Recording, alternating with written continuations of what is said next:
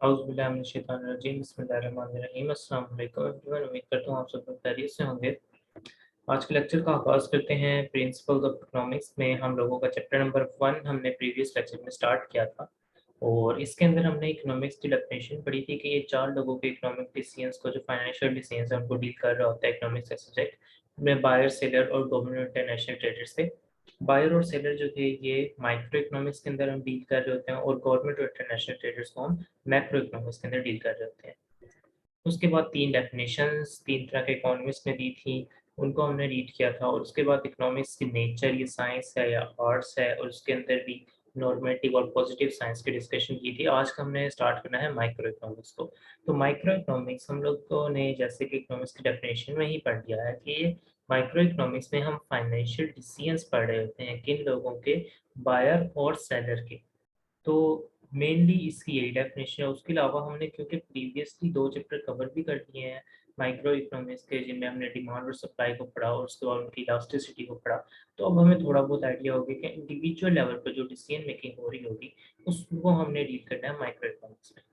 तो अब बुक में जो लिखा है इसको भी देख लेते हैं। Economic theory and practice has been developed at 2 different levels. उसने कहा कि इकोनॉमिक थ्योरी को और इकोनॉमिक की प्रैक्टिस को हमने 2 हिस्सों में डिवाइड कर दिया है, और वो 2 हिस्से कौन से हैं, एक माइक्रो इकोनॉमिक्स है और एक मैक्रो इकोनॉमिक्स है। After detail discussion of nature of economics, अब हमने जब नेचर के ऊपर बात कर ली है, नेचर ऑफ इकोनॉमिक्स हमने क्या पढ़ा था, इकोनॉमिक्स की नेचर क्या है, साइंस है या आर्ट्स है। अब हमने इन 2 डिफरेंट लेवल्स को डील करना है जो कि माइक्रो और मैक्रो इकोनॉमिक्स है। माइक्रो इकोनॉमिक्स में हमें बता रहा है कि ये डील कर रहा है इंडिविजुअल एजेंट्स के साथ, deals with the behaviour of individual agents of economy such as, कौन-कौन से, हाउसहोल्ड, हाउसहोल्ड का दूसरा नाम क्या था, कंज्यूमर, जो कि हमने पहला इकोनॉमिक एजेंट पढ़ा था। उसके बाद फर्म जो प्रोड्यूस कर रहा था चीज़ों को, एम्प्लॉइज़ जो फर्म के अंदर काम कर रहे होते हैं लोग, क्योंकि अल्टीमेटली हमें मालूम है कि जो फर्म में अंदर काम कर रहे होंगे लोग, उन्होंने ही कंज्यूमर बनना होता है, क्योंकि फर्म के अंदर वो चीज़ें बनाएँगे किसके लिए, एंटरप्रेन्योर के लिए, जो फर्म का मालिक होता है उसके लिए वो चीज़ें बनाएँगे। फिर फर्म का मालिक एट द एंड उन एम्प्लॉइज़ को ये चीज़ें बेच रहा होता है। तो एक तरह से जो एम्प्लॉइज़ हैं, वो हाउस होल्ड भी बन जाते हैं, कंज़्यूम भी कर रहे होते हैं चीज़ों को। तो इसमें हम, उसने कहा है कि मेनली हम 3 इंडिविजुअल एजेंट्स को देख रहे होते हैं। वेयर एज़ मैक्रो इकोनॉमिक्स, अब मैक्रो इकोनॉमिक्स में क्या करना है, take into account as economy as a whole. Macro economics से हम एज़ अ होल चीज़ों को देख रहे होते हैं, पूरे मुल्क के तौर पे देख रहे होते हैं। It deals with economic issues in broader way में हम चीज़ों को लेके चल रहे होते हैं। And as situation of employment, inflation in a country. अब किसी भी मुल्क के अंदर एम्प्लॉयमेंट की सिचुएशन कैसी है, इन्फ्लेशन यानी महँगाई कितनी चल रही है, इन चीज़ों को अगर हमने डिस्कस करना हो तो वो कौन इन चीज़ों को देख रही होती है, गवर्नमेंट देख रही होती है हमारे मुल्क की, और वो मैक्रो इकोनॉमिक्स के अंदर आ जाती है। इकोनॉमिक ग्रोथ यानी कि हमारी जो मुल्क ने तरक्की कितनी की है इकोनॉमिकली, और बैलेंस ऑफ पेमेंट, हमने जो एक्सपोर्ट और इम्पोर्ट की है उनमें हमने कमाई कितनी की है बाहर मुल्कों से, और हमने बाहर मुल्क वालों को पैसा कितना दिया अपना। तो उन चीज़ों को बस हमने देखना कि एक ब्रॉडर रेंज है। इसमें इंडिविजुअल लेवल पे नहीं हम देख रहे होते, हम पूरे मुल्क के लेवल पे देख रहे होते हैं, पूरी कंट्री के लेवल पे देख रहे होते हैं, तो इसको हम मैक्रो इकोनॉमिक्स में डील कर रहे हैं। मीनिंग उसने बताया हुआ है, माइक्रो इकोनॉमिक्स का वर्ड जो डिराइव हुआ है ग्रीक वर्ड से, माइक्रो मीनिंग स्मॉल, और मिलियंथ पार्ट।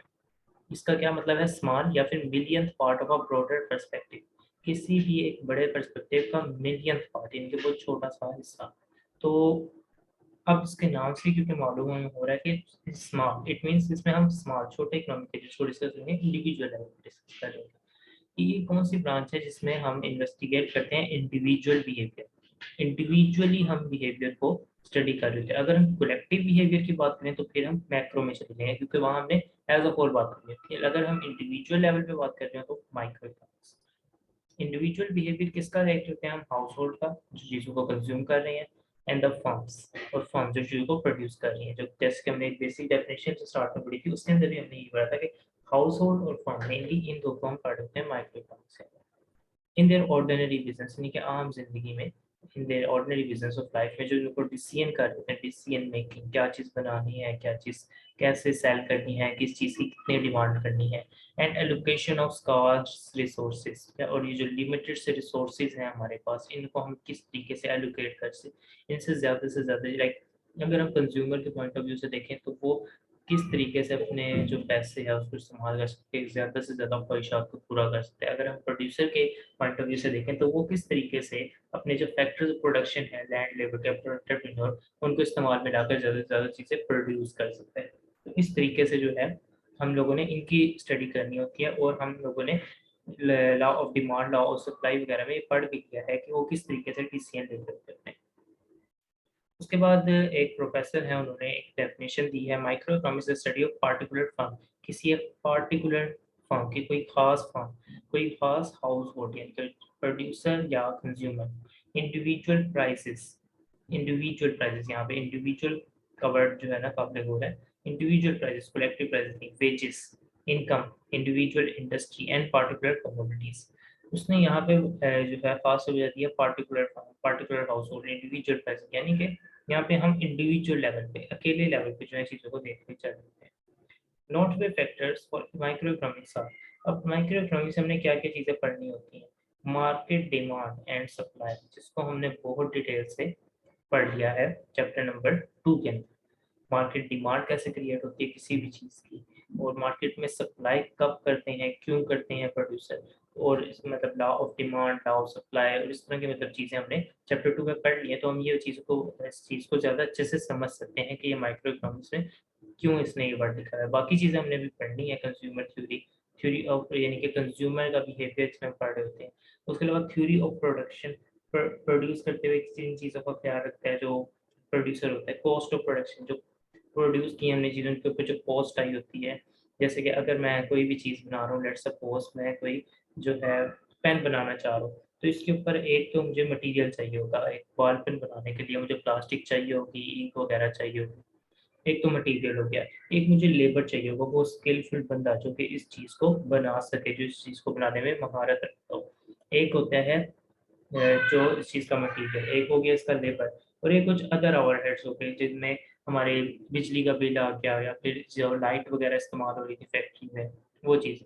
तो मेनली कॉस्ट ऑफ प्रोडक्शन में ये 3 चीज़ें आ रही होती हैं, खैर इनकी डिटेल में हमें अभी जाने की ज़रूरत नहीं है, बट वैसे ही इसकी डिस्कशन सी हो गई। उसके बाद इसका स्कोप, ये किन-किन चीज़ों को लेकर चल रहा होता है, किन-किन चीज़ों को डील कर देता है। Micro economics deal with the following areas, मतलब ये कौन-कौन से एरियाज़ को कवर करता है माइक्रो इकोनॉमिक्स, अब इसको देखेंगे। कमोडिटी प्राइसिंग, प्राइस किसी भी चीज़ के डिसाइड करने में माइक्रो इकोनॉमिक्स हमारी हेल्प करता है। कैसे हेल्प करता है, ये हमने चैप्टर नंबर 2 में बहुत डिटेल से पढ़ लिया है कि जब किसी चीज़ की हमें मालूम है डिमांड, अगर किसी चीज़ की कम हो रही है, तो हम क्या करेंगे, किसी चीज़ की डिमांड जब कम हो रही है तो हम उसकी प्राइस कम कर देंगे, जब प्राइस कम करेंगे तो उसकी डिमांड बढ़ जाएगी। और अगर किसी चीज़ की सप्लाई मार्केट में बहुत ज़्यादा हो गई है, सरप्लस हो गई है, तो अल्टीमेटली क्या होगा, उसकी इफ़ेक्ट ये होगा कि उसकी जो है सरप्लस हो जाएगी क्रिएट मार्केट में, और उसकी प्राइस कम हो जाएगी। तो इस तरीके से जो है ना प्राइस की जो है ना कमोडिटी डिसाइड हो रही होती है। कमोडिटी प्राइसिंग इस तरीके से डिसाइड हो रही होती है। In micro economics price of different goods and services are determined by demand and supply forces. Demand और सप्लाई की जो फोर्सेस होती हैं वो क्या डिटरमाइन कर रही होती हैं, वो क्या डिसाइड कर रही होती हैं कि किसी चीज़ की प्राइस क्या होनी चाहिए, कैसे होनी चाहिए। Hence micro economics discuss about the theory of demand and supply. इसलिए जो कह रहे हैं माइक्रो इकोनॉमिक्स हम क्या पढ़ते हैं, थ्योरी ऑफ डिमांड यानी कि जो लॉ ऑफ डिमांड हमने पढ़ा था, एंड थ्योरी ऑफ सप्लाई, और जो हमने सप्लाई का पढ़ा था लॉ, लॉ ऑफ डिमांड हमें क्या बता रहा था, प्राइस जब बढ़ेगी तो डिमांड कम हो जाएगी, और लॉ ऑफ सप्लाई क्या बता रहा था कि जब प्राइस बढ़ेगी तो सप्लाई बढ़ जाएगी।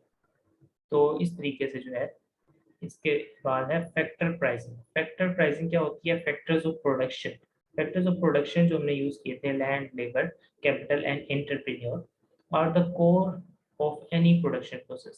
किसी भी चीज को प्रोड्यूस करने के लिए इनकी जरूरत जो है वो लाजमी होती है हमें, obviously. These factors need to be monetarily rewarded। अब इनको हमें कुछ ना कुछ ऑब्वियसली इन रिटर्न पे भी करना है। जैसे कि अगर हमने लेबर इस्तेमाल किया है, कोई हमने स्किलफुल बंदा ही लिया है जिसको अपने काम में महारत हासिल करते हैं, तो उसको हमें कुछ देना पड़ेगा, उसकी तनख्वाह वगैरह देनी पड़ेगी, तो उसका रिवार्ड होगा मॉनेटरी रिवार्ड। मॉनेटरी यानी पैसे, इन टर्म्स ऑफ मनी। अब उसमें एक एक का रिवार्ड बताते हैं, जिस तरीके से लैंड है, अगर कोई हमने अगर बिल्डिंग वगैरह ली हुई है तो उसका हमें किराया देना पड़ता है। उसके बाद लेबर है, उसको वेजेस देने पड़ती है, उसकी तनख्वाह वगैरह। उसके बाद कैपिटल, उसके ऊपर जो है इंटरेस्ट, इंटरेस्ट पे करना होता है हमें, कोई हमने लोन वगैरह कर लिया है। और एंटरप्रेन्योर, एंटरप्रेन्योर क्या वो क्या करता है, एंटरप्रेन्योर वो बिजनेसमैन होता है जो इन चीज़ों को मैनेज कर रहा होता है, और उसका रिवार्ड क्या होता है, उसका प्रॉफिट, उसका रिवार्ड होता है या फिर उसको लॉस मिलता है, क्योंकि वो रिस्क जो है वो उसने बियर किया होता है बिजनेस का। Microeconomics help in determination of such reward, therefore term as price theory. अभी माइक्रोइकोनॉमिक्स में हम इन जो रिवार्ड्स हैं इनकी डिटर्मिनेशन भी पढ़ रहे हैं कि जो रिवार्ड्स हैं इनको कैसे डिटरमाइन करना है, इनको कैसे डिसाइड करना है, तो उसको क्या कहते हैं, प्राइस थ्योरी कहते हैं। वेलफेयर थ्योरी में क्या बता रहा है, मैक्सिमाइजेशन ऑफ सोशल वेलफेयर, मतलब कि जो सोशल वेलफेयर है, जो इंसानियत की भलाई है, उसको मैक्सिमाइज किया जाए, उसको ज़्यादा से ज़्यादा जो है इंक्रीज किया जाए, प्रमोट किया जाए, इस bonded with optimum allocation of available economic resources. अब ये कैसे मुमकिन है कि सोशल वेलफेयर ज़्यादा से ज़्यादा हो, तभी मुमकिन है जब हम ऑप्टिमम एलोकेशन करें, यानी कि बेस्ट पॉसिबल एलोकेशन करें, जो हमारे पास रिसोर्सेज अवेलेबल है, इकोनॉमिक रिसोर्सेज अवेलेबल है उनका। जब हम इकोनॉमिक रिसोर्सेज का बेस्ट पॉसिबल यूज करेंगे तो इससे ज़्यादा से ज़्यादा लोगों को फ़ायदा हासिल हो सकेगा, ज़्यादा से ज़्यादा लोगों की ख्वाहिशात पूरी हो सकेगी, तो इस तरीके से लोगों का वेलफेयर होगा, लोगों की भलाई हो जाएगी। Microeconomics also treat and make sure the allocation of available input resources in this regard। अब माइक्रोइकोनॉमिक्स हम ये भी पढ़ते हैं कि हम किस तरीके से एक बेस्ट, ऑप्टिमम का मतलब होता है बेस्ट पॉसिबल, तो बेस्ट पॉसिबल आउटकम हम किस तरीके से जनरेट कर सकते हैं हमारे पास जो रिसोर्सेज है उनको इस्तेमाल करके। उसके बाद की इकोनॉमिक क्वेश्चंस, 3 क्वेश्चंस हैं इकोनॉमिक्स में। व्हाट टू प्रोड्यूस, हमें क्या प्रोड्यूस करना है, हमें कंज्यूमर गुड्स प्रोड्यूस करनी है जिसमें कोई फैक्ट्री है, मुझे डिसाइड करना है कि मैं क्या चीज़ प्रोड्यूस करूँ। क्या मैं कंज्यूमर गुड्स प्रोड्यूस करूँ जो कि जो कंज्यूमर है, जो हाउस होल्ड है, वो कंज्यूम करके अपने ख्वाहिशात को पूरा करे, या मैं कोई एक ऐसी चीज़ प्रोड्यूस करूँ जो फैक्टर ऑफ प्रोडक्शन हो, लाइक कोई मशीनरी प्रोड्यूस करूँ जिसके ज़रिए हम चीज़ों को प्रोड्यूस कर रहे हैं। और हाउ टू प्रोड्यूस, किस तरीके से प्रोड्यूस करूँ, मतलब मैं किन किन चीज़ों को इस्तेमाल करके, मेरा रॉ मटेरियल क्या होगा, जैसे कि अगर मैंने पेन बनाना है तो मैं कौन सी क्वालिटी के प्लास्टिक यूज़ करूँगा, कौन सी क्वालिटी के इंक यूज़ करूँगा, और उसमें कौन सी मशीनरी इन्वॉल्व करूँगा, कौन सा लेबर में इन्वॉल्व करूँगा। फॉर होम टू प्रोड्यूस, मैंने किस तबके के लिए बनाना है, मैंने अमीर तबके के लिए बनाना है, मैंने मिडिल क्लास तबके के लिए बनानी है चीज़, क्या मैंने गरीब तबके के लिए बनानी है। तो इस तरीके के ये 3 क्वेश्चंस हैं, what to produce, how to produce, for whom to produce. तो ये इकोनॉमिक्स में इन क्वेश्चंस का आंसर भी माइक्रो इकोनॉमिक्स में हमें मिल रहा होता है। उसके बाद इसकी इम्पोर्टेंस क्या होती है, माइक्रो इकोनॉमिक्स की इम्पोर्टेंस देखते हैं। माइक्रो इकोनॉमिक्स में इम्पोर्टेंस में बता रहा है study of individual economic agents. इसमें हम एक इंडिविजुअल इकोनॉमिक एजेंट्स को पढ़ रहे होते हैं। In microeconomics, we study individual behavior of economic agents, consumer and producer, which help us to understand their role in overall economic activity। हम इसमें क्या पढ़ रहे हैं, कंज्यूमर का क्या रोल है, प्रोड्यूसर का क्या रोल है इकोनॉमिक के करीब, और इस तरीके से हम देख रहे होते हैं कि इनका ओवरऑल इकोनॉमिक एक्टिविटी में क्या रोल है, किस तरीके से इनका जो रोल है वो हमारी इकोनॉमिक एक्टिविटी को, हमारे मुल्क की इकोनॉमिक एक्टिविटी को कैसे ये अफेक्ट कर रहे होते हैं। एलोकेशन ऑफ स्कार्स रिसोर्सेज, जो हमारे पास लिमिटेड से रिसोर्सेज हैं उनको एलोकेट कैसे करें, ये भी हम माइक्रो इकोनॉमिक्स में पढ़ होते हैं। तो ये भी एक इसकी जो है, इसका एक फ़ायदा हमें हो रहा होता है, इसकी एक इम्पोर्टेंस है। ऑप्टिमल एलोकेशन मीन कि जो best possible allocation, allocation means उनको, मतलब हमने इस तरीके से एलोकेट करना उनको, उस जगह पे जो है इन्वेस्ट करना कि हम अच्छे तरीके से उनका बेस्ट पॉसिबल आउटकम उनको हासिल कर सकें। और स्कार्स रिसोर्स, जो हमारे पास लिमिटेड से रिसोर्सेज हैं, उनको हम इस तरीके से इन्वेस्ट करें कि हमारे पास जो है बेस्ट आउटकम आ जाए, is considered as one of the pre requirement of economic growth. और ये जब हम करेंगे तो ही हमारी जो इकोनॉमिक ग्रोथ है मुल्क की वो हो सकती है। ये प्री रिक्वायरमेंट है, यानी कि ये एक बहुत अहम रिक्वायरमेंट है इकोनॉमिक ग्रोथ की। Micro economics assist us in optimum utilization of these limited resources. Micro economics से हम ये भी सीख रहे होते हैं कि हम इनकी कैसे एलोकेशन करें to produce various type of goods and services, different तरह की गुड्स एंड सर्विस को प्रोड्यूस करना। उसके बाद प्राइस डिटर्मिनेशन। अब हमने प्रीवियसली भी, पिछली स्लाइड में भी ये देख लिया है कि प्राइस डिटरमाइन करने में किस तरीके से हमारी हेल्प कर रही होती है माइक्रो इकोनॉमिक्स, तो एग्जैक्टली वही बात यहाँ पर भी हो रही है। Price determination of all goods and services is quite complex. Micro economics facilitate us in order to tackle this indisciplinable issues with the help of price mechanism. Price mechanism के जरिए माइक्रो इकोनॉमिक्स हमारी help कर देती है, जैसे कि हमने market equilibrium वाला टॉपिक पढ़ा था। तो मार्केट इक्विलिब्रियम में क्या हो रहा था, जब तो मार्केट में अगर तो शॉर्टेज आ जाएगी, अगर तो मार्केट में शॉर्टेज आ जाती थी तो प्राइस ऑटोमेटिकली जो थी वो बढ़ जाती थी। अगर मार्केट में सरप्लस क्रिएट होता है तो प्राइस ऑटोमेटिकली गिर जाती थी। जब प्राइस मैकेनिज्म के जरिए प्राइस खुद ब खुद जो है डिटरमाइन हो रही होती है, और ये सब हम कहाँ सीख रहे होते हैं? माइक्रो इकोनॉमिक्स में। इकोनॉमिक पॉलिसीज, इकोनॉमिक पॉलिसीज की फॉर्मुलेशन भी, यानी कि डिफरेंट इकोनॉमिक पॉलिसीज जो गवर्नमेंट बना रही होती है, जो लॉ मेकिंग बॉडीज बना रही होती हैं, उनको फॉर्म करने में भी हमारी हेल्प करते हैं कौन? Micro economics. None of the economic target can be achieve without effective economic plan. कोई भी टारगेट हम अचीव नहीं कर सकते जब तक हम उसका एक इफेक्टिव प्लान ना बना लें। ये बात इकोनॉमिक्स में भी है और हमारी स्टडी में भी है। जब तक हम एक प्लान तरीके से स्टडी नहीं करेंगे तो हम उस वक्त अपने गोल्स को अचीव नहीं कर पाते। तो इसी तरीके से इकोनॉमिक्स में भी अगर हमने प्लानिंग करनी है तो जब तक हमने कोई गोल अचीव करने के लिए प्रॉपर प्लानिंग नहीं करेंगे हम, तो गोल अचीव नहीं कर पाएंगे। Micro economics help the economist to investigate macro economic policies. अब जो माइक्रो इकोनॉमिक्स है वो हमारी हेल्प करती है कि हम मैक्रो इकोनॉमिक पॉलिसीज को बना सकें। हमें मालूम है पॉलिसीज कौन बना रही होगी? गवर्नमेंट। गवर्नमेंट पूरे मुल्क के लिए पॉलिसी बनाती है, वो किसी एक इंडिविजुअल के लिए पॉलिसी नहीं बनाती। तो अब जब पॉलिसीज बन रही होगी वो तो मैक्रो इकोनॉमिक्स में आ रही होगी, लेकिन उन पॉलिसीज की बेस कौन बना रहा है? उन पॉलिसीज को बनाने में जो इंफॉर्मेशन, जो नॉलेज यूज कर रही है गवर्नमेंट, वो कहाँ से आ रहा होगा? वो माइक्रो इकोनॉमिक्स से आ रहा होगा। In the line of achieving macroeconomic objective such as sustainable growth, ताकि जो ग्रोथ है वो अच्छी हो सके, प्राइस स्टेबिलिटी, जो चीज़ों की कीमत है वो स्टेबल रह सके, बहुत ज़्यादा महंगी ना हो जाए, चीज़ें बहुत ज़्यादा सस्ती ना हो जाए।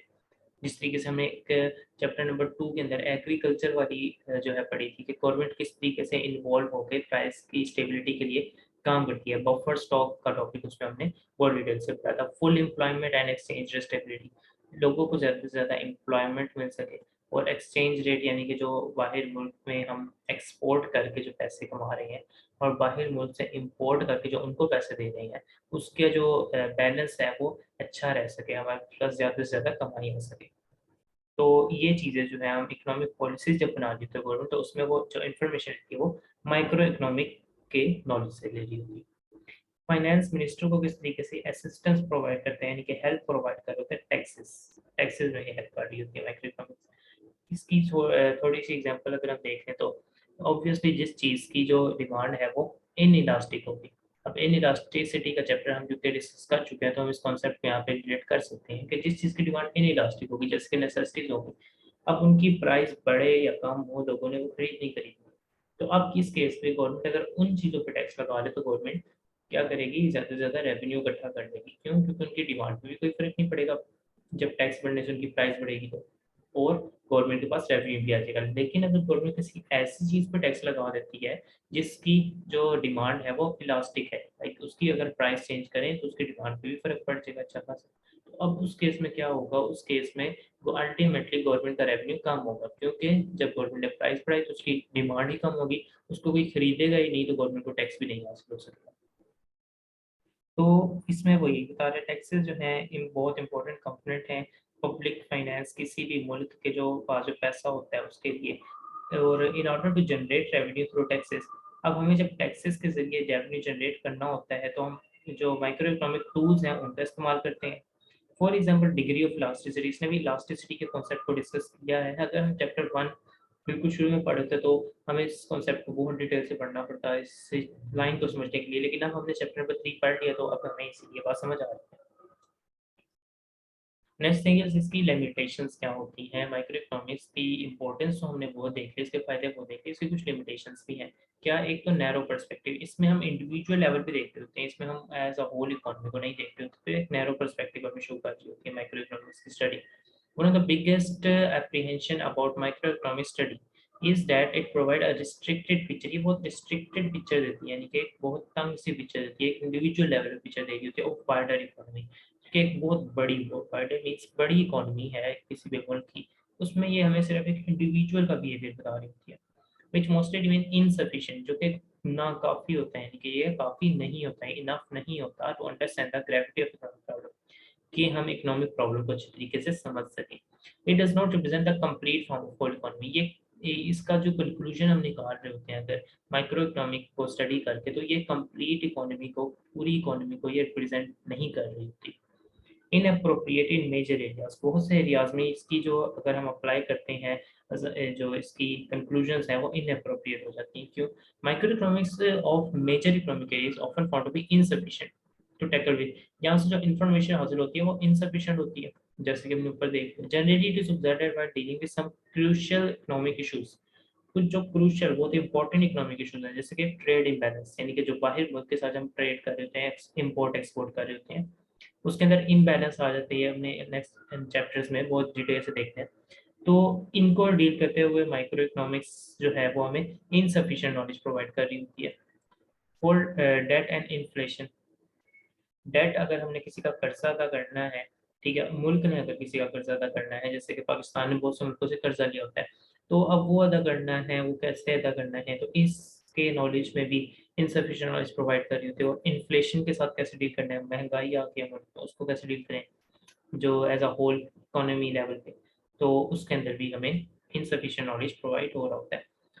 Micro economics does not provide sufficient aid to solve them, इनको सॉल्व करने के लिए माइक्रो इकोनॉमिक्स हमारी इतनी खास हेल्प नहीं कर रही होती, तो हमें मैक्रो इकोनॉमिक्स में इनको हम इनके सॉल्यूशंस को पढ़ रहे होते हैं।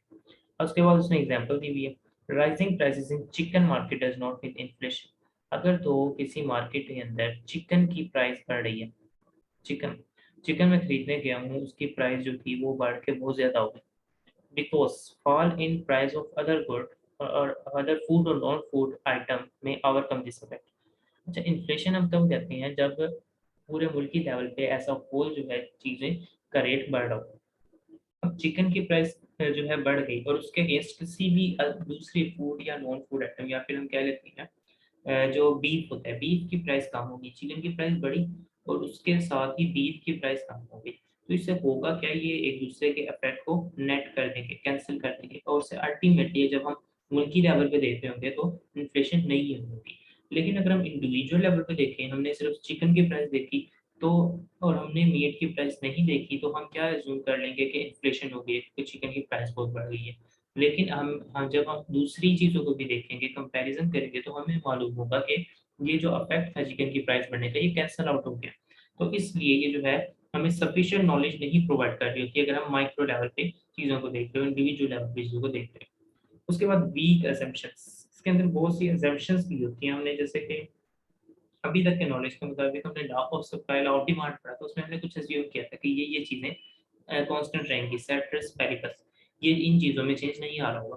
तो इकोनॉमिक लॉस, उसने भी यही बात की है कि जो लॉ डिफरेंट हम पढ़ते हैं इकोनॉमिक्स के अंदर, often based on variety of assumptions, उनके उनके अंदर बहुत सारी असम्पशंस होती हैं, प्री कंडीशंस होती हैं, यानी कि अगर ये चीज़ें एग्जिस्ट कर रही हुई तो ही ये लॉ एप्लीकेबल होगा, अदरवाइज नहीं होगा।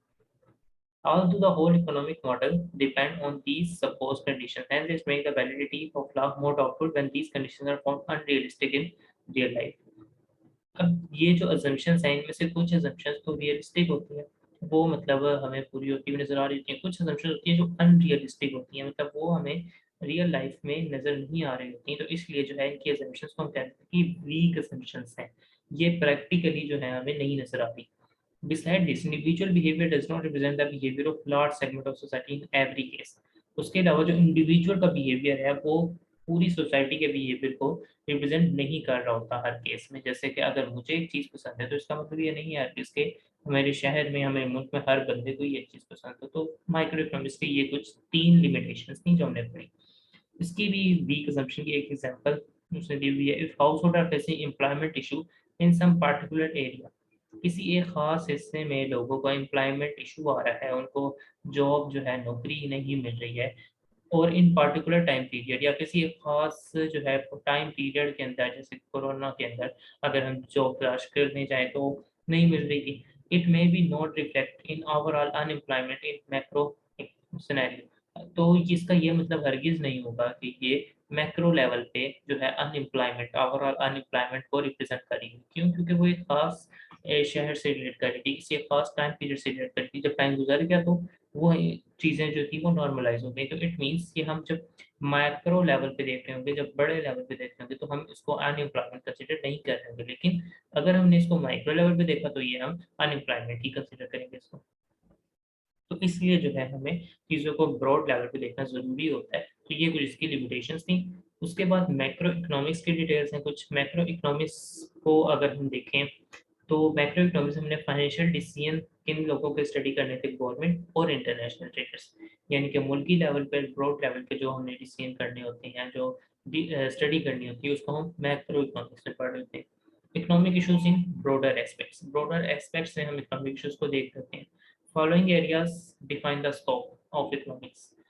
अच्छा, ये जो एरिया जो है हम पढ़ रहे होंगे किसके अंदर, मैक्रो इकोनॉमिक्स में। इकोनॉमिक ग्रोथ एंड डेवलपमेंट, मुल्क की डेवलपमेंट कैसे करें हम, ग्रोथ कैसे करें इकोनॉमिकली ग्रो कैसे करें कि हमारे पैसे की वैल्यू जो है वो बढ़ जाए। तो ये चीज़ें हम किस में पढ़ रहे होंगे, हम मैक्रो इकोनॉमिक्स में पढ़ रहे होंगे।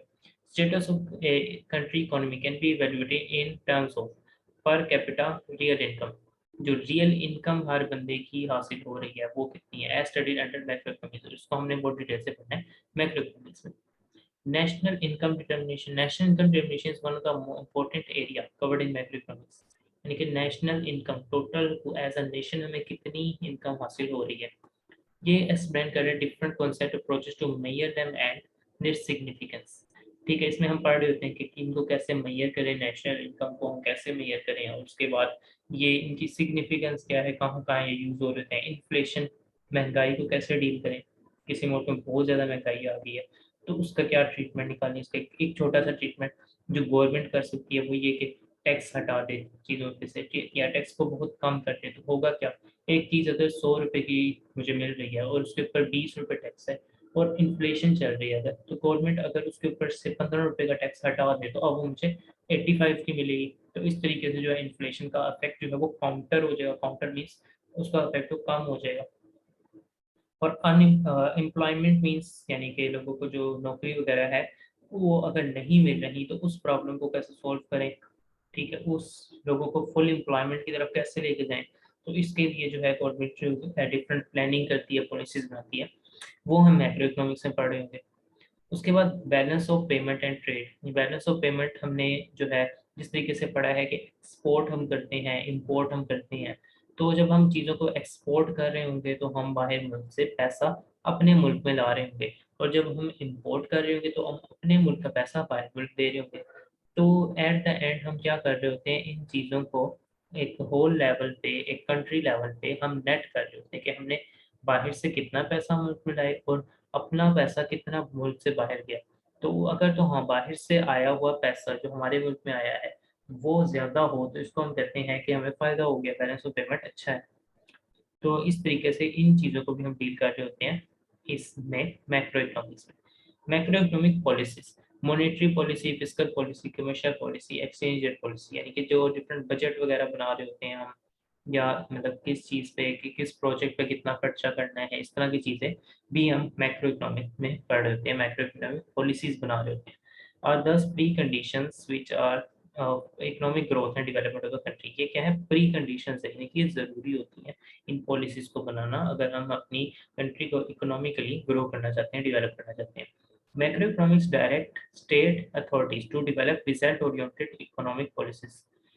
मैक्रो इकोनॉमिक्स क्या करती है, डायरेक्ट करती है, यानी कि डायरेक्शन दे रही होती है, ये बता रही होती है कि आप इस तरीके से बनाएं इकोनॉमिक पॉलिसीज़ को। अथॉरिटीज़ को ये डायरेक्शन देती है कि आप इस तरीके से इकोनॉमिक पॉलिसीज़ को बनाएं जो कि रिजल्ट ओरिएंटेड हो, कि जिनसे हम रिजल्ट हासिल कर सकें।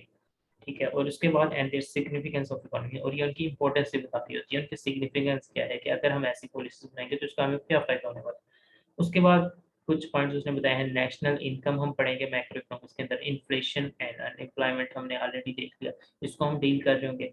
रेट ऑफ इंटरेस्ट क्या चल रहा है, जिस तरह अगर हम बैंक से लोन लेने जाते हैं तो वो बैंक हमें कोई रेट ऑफ इंटरेस्ट चार्ज कर रहा होता है। इसको क्यूएमएस में बहुत डिटेल से हम पढ़ते भी हैं कि अगर 10% interest rate, 9% interest rate, mostly 10% चल रहा होता है क्यूएमएस के अंदर सवालों में, तो उसी रेट ऑफ इंटरेस्ट की बात हो रही है। उसके अलावा पब्लिक डेट्स, यानी कि पब्लिक मीन्स गवर्नमेंट ने जो कर्जे लिए हुए हैं मुख्तलिफ दूसरी अकवाम से, दूसरी जो है एनजीओ से, तो उनको हम देख लेते हैं मैक्रो इकोनॉमिक्स में। उसके बाद इसकी इम्पोर्टेंस अगर देखते हैं हम, इसमें हम कॉम्प्लेक्स इकोनॉमिक सिस्टम को अंडरस्टैंड करते हैं। Knowledge of macro economics is widely helpful to understand the functioning of complicated economic system. इसमें हम जो कॉम्प्लिकेटेड इकोनॉमिक सिस्टम्स हैं उनको हम पढ़ रहे होते हैं, यानी कि जो मुश्किल से जो इकोनॉमिक सिस्टम्स हैं मुल्क के अंदर, उनको हम पढ़ रहे होते हैं, उनको हम समझ रहे होते हैं. Study of macro economics enable us to understand different complex feature of a broader economic perspective such as, अब उसमें एग्जांपल दी, how level of income and employment is determined in economy. अब यहाँ पे तो हमें मालूम हो गया कि हम इसमें समझ रहे होते हैं कि इकोनॉमिक सिस्टम कैसे वर्क करे. अब उसमें एग्जांपल भी दे दी कि किस तरीके से हम ये डिटरमाइन करेंगे इनकम, किस तरीके से हम डिटरमाइन करें किसी भी मुल्क की, और एम्प्लॉयमेंट लेवल जिस तरीके से हमने बात कर दी कि हमें फुल एम्प्लॉयमेंट की कोशिश करनी है गवर्नमेंट में, तो अब वो किस तरह मालूम करेगी कि एम्प्लॉयमेंट लेवल क्या चल रहा है मुल्क में. तो इसको समझने में हमारी हेल्प कौन करती है, मैक्रो इकोनॉमिक्स.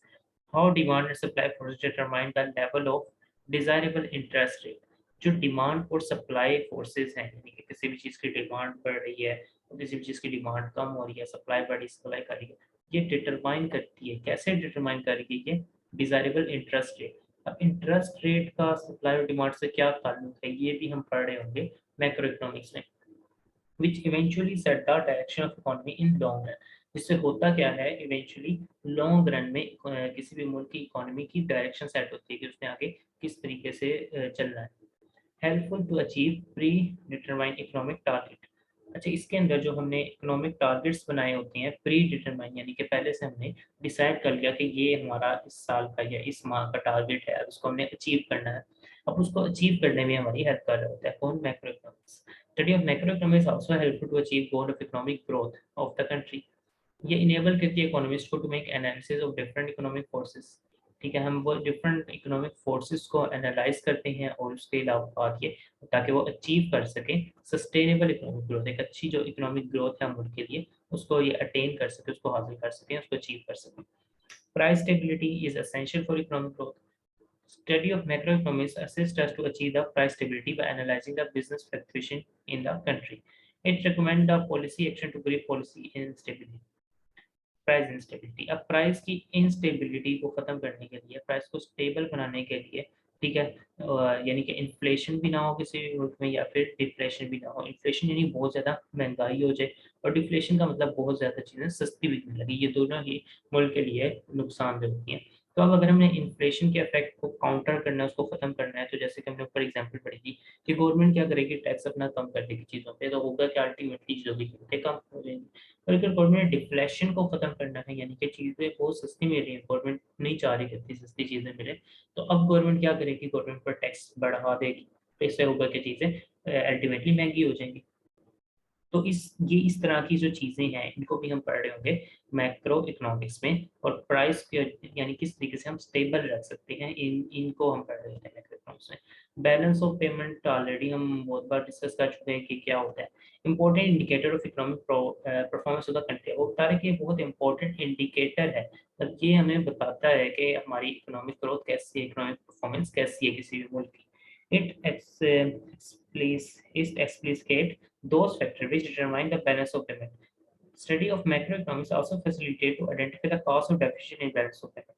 अच्छा, जैसे कि हमने बात की थी कि अगर तो हमारे जो बाहर मुल्क से पैसा आ रहा है, हम जो कमा रहे हैं बाहर मुल्क से, यानी कि एक्सपोर्ट करके, वो पैसा अगर ज़्यादा हो तो उसको हम कहते हैं कि सरप्लस है, यानी कि हमारे पास ज़्यादा पैसे आ रहे हैं, हम अच्छी हमारी इकोनॉमिक ग्रोथ चल रही है, बैलेंस ऑफ पेमेंट ज़्यादा. लेकिन अगर बैलेंस ऑफ पेमेंट डेफिशिएट में चल रही है, balance of payment in deficit का मतलब होता है कि हम जो इम्पोर्ट करके हमने जो पैसे दिए बाहर मुल्क में, यानी कि मैंने बाहर मुल्क से कोई चीज़ खरीदी, बाहर मुल्क में मैंने पैसे दिए, और वो जो पैसे हैं वो ज़्यादा हैं जो मैं दे रहा हूँ एज़ कम्पेयर टू दोस्त जो कि मुझे बाहर मुल्क एक्सपोर्ट करने से आए हैं. तो अगर ऐसा हो जाए, यानी कि मेरी जो एक्सपोर्ट है वो कम है, इम्पोर्ट ज़्यादा है, मैं पैसे बाहर ज़्यादा पे कर रहा हूँ, ठीक है, और मेरे मुल्क में पैसे कम आ रहे हैं, कि हम इंडिविजुअल लेवल पे बात नहीं करें, हम पूरे जो है मुल्क के लेवल पे बात करें, तो इस केस में क्या होता है, इसको डेफिसिट कहते हैं, deficit in balance of payment. अब ये जब होता है तो इसकी वजूहात क्या हैं, इसके कॉजेज़ क्या हैं, और इसकी जो रेमेडियल मेजर्स हैं, यानी कि इसको हम कैसे कवर अप करें, कैसे कवर अप कर सकते हैं इसको. हम सिंपली हम ये भी कर सकते हैं कि हम जो है एक्सपोर्ट्स को प्रमोट करना शुरू कर दें, लोगों को प्रमोट करें, लोगों को जो है सब्सिडी दें. सब्सिडी मतलब लोगों को हुकूमत जो है लोग ऐलान कर दे कि हम लोगों को इतने पैसे देंगे जिसने कोई ऐसी चीज़ बनाई जो कि एक्सपोर्ट हो रही हो, जिसकी इंटरनेशनल मार्केट में डिमांड ज़्यादा है. तो इससे होगा क्या, हमारा बैलेंस ऑफ पेमेंट बेहतर हो जाएगा, डेफिसिट जो था वो कम हो जाएगा या खत्म हो जाएगा. Helpful to address macro economic issues. अच्छा, इसमें क्या होता है, डिफरेंट जो मैक्रो इकोनॉमिक इशू है, जैसे कि पॉवर्टी, गुर्बत है, अनएम्प्लॉयमेंट है, इन्फ्लेशन है, वेज फ्लक्चुएशन है, यानी कि तनख्वाहें जो है एकदम से कम हो जाना, एकदम से ज़्यादा हो जाना, इंस्टेबिलिटी ऑफ फाइनेंशियल मार्केट वगैरह जो है, तो इसके अंदर जो है ये इनको सॉल्व करने में हमारी हेल्प होती है। Furthermore, it provide corrective measure to serve economic problems. ये corrective measures भी provide कर रही होती है, यानी कि किस तरीके से हम इन प्रॉब्लम्स को जो है वो सही कर सकते हैं, इनको ठीक कर सकते हैं। इसकी कुछ लिमिटेशंस देख लेते हैं, मैक्रो इकोनॉमिक्स की भी कुछ लिमिटेशंस हैं। एक्सेसिव जनरलाइजेशन, अब माइक्रो में क्या लिमिटेशन थी कि उसमें हम बहुत ज़्यादा इंडिविजुअल लेवल पे चीज़ों को देखते थे, इसमें हम बहुत ज़्यादा जनरलाइज कर लेते हैं। जनरलाइज मतलब बहुत ज़्यादा हम एज्यूम कर लेते हैं कि सब कुछ एक जैसा ही हो रहा है। All the macro economics has its own worth, इसकी भी एक अपनी वर्थ है, लेकिन ये इसमें हम जनरलाइजेशन बहुत ज़्यादा कर लेते हैं। इंडिविजुअल बिहेवियर ऑफ इंडिविजुअल्स को excessively which can be harmful for economic system as a whole.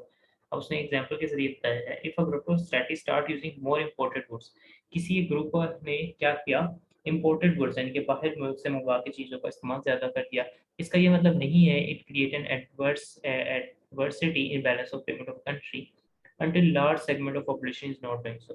तो इसका हरगिज़ ये मतलब नहीं है कि ये पूरे मुल्क ने जो है, अगर किसी एक खास तबके ने ये काम शुरू किया है कि वो इम्पोर्टेड गुड्स इस्तेमाल कर रहा है, तो इसका हरगिज़ ये मतलब नहीं होगा कि पूरा मुल्क ही ऐसा कर रहा है। और अगर पूरा मुल्क ऐसा नहीं कर रहा, तो इसका मतलब बैलेंस ऑफ पेमेंट में भी हमारा डेफिसिट नहीं होगा, उसमें एडवर्सली इफेक्ट नहीं होगा, क्योंकि हमने तो बैलेंस ऑफ पेमेंट मुल्क के लेवल पे निकालना होता है, इंडिविजुअल लेवल पे नहीं निकालना होता।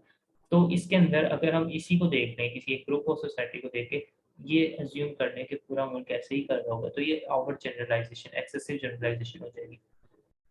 हेट्रोजेनिटी इज इग्नोर्ड, मतलब हेट्रोजेनिटी का मतलब होता है डिफरेंट टाइप्स।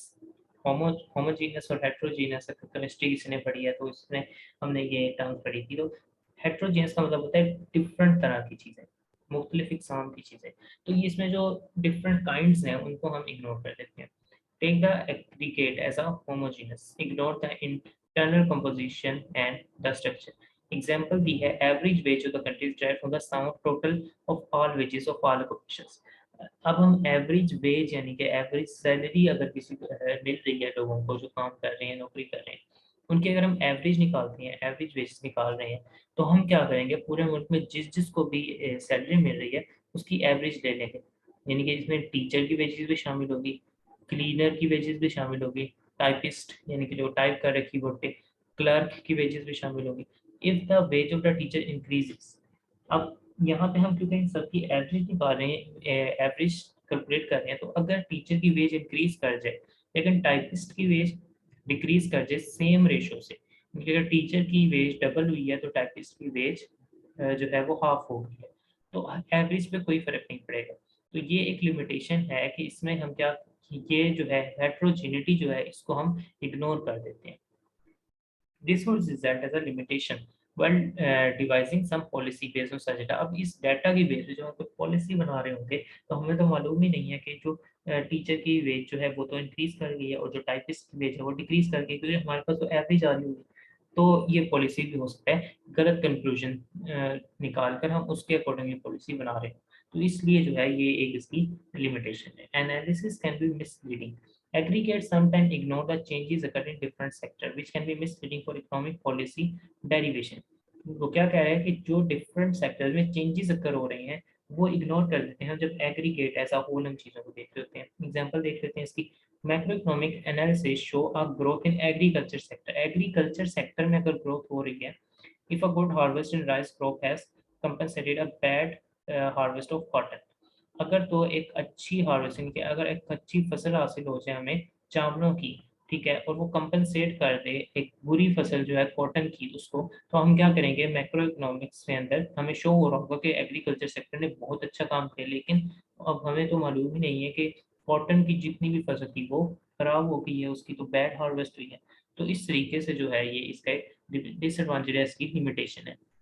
अच्छा, उसके बाद इंटरडिपेंडेंस क्या है, माइक्रो इकोनॉमिक्स और मैक्रो इकोनॉमिक्स की आपस में किस तरीके से रिलेट कर रहे हैं, इसको अगर पहले एक एग्जांपल देख ले, तो हमने पढ़ा था मैक्रो इकोनॉमिक्स के अंदर गवर्नमेंट पॉलिसी जो बना रही होती है उनको हम देख लेते हैं। अब गवर्नमेंट पॉलिसी बना रही है टैक्स की, लेट सपोज किस पे टैक्स हमने ज्यादा रखना है, किस पे टैक्स हमने कम रखना है। अब वो टैक्स जब डिसाइड करेगी किसी भी एक कमोडिटी को उठा के जब गवर्नमेंट उस पे टैक्स देख रही होगी, तो वो जाएगी माइक्रो इकोनॉमिक्स के पास। हमने मैक्रो इकोनॉमिक का डिसीजन लेना है कि हमें टैक्स इस चीज़ पे ज़्यादा लगाने हैं, कम लगाने हैं, लेकिन गवर्नमेंट जाएगी किस पे? माइक्रो इकोनॉमिक से बात जाएगी और वहाँ पे वो चेक करेगी क्या कि किसी भी चीज़ की जो है लोगों के अंदर डिमांड कितनी है, उस डिमांड की इलास्टिसिटी कितनी है। तो अगर कोई चीज़ जो है इनइलास्टिक हो, हाईली इनइलास्टिक हो या परफेक्टली इनइलास्टिक हो, तो उस पे गवर्नमेंट ज़्यादा टैक्स लगा देगी। तो अब गवर्नमेंट ने एक मैक्रो इकोनॉमिक पॉलिसी बना रही है, इंफॉर्मेशन किससे हासिल करके? माइक्रो इकोनॉमिक के लिहाज से, माइक्रो इकोनॉमिक्स की जो नॉलेज है उससे। तो इस तरीके से रिलेट कर रही होती है आपस में। Micro economics and macro economics both work together, ये दोनों एक साथ एक टुगेदर काम कर रही होती हैं।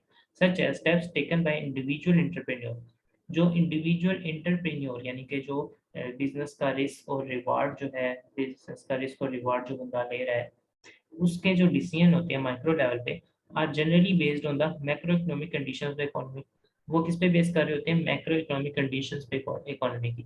अब एक एग्जांपल तो हमने पहले डिस्कस कर लिया, अब यहाँ पे एक और एग्जांपल दे रहे हैं कि जो कोई भी बंदा है अगर उसने कोई बिजनेस स्टार्ट करना है किसी भी मुल्क के अंदर, तो वो एक माइक्रो लेवल का डिसीजन होगा।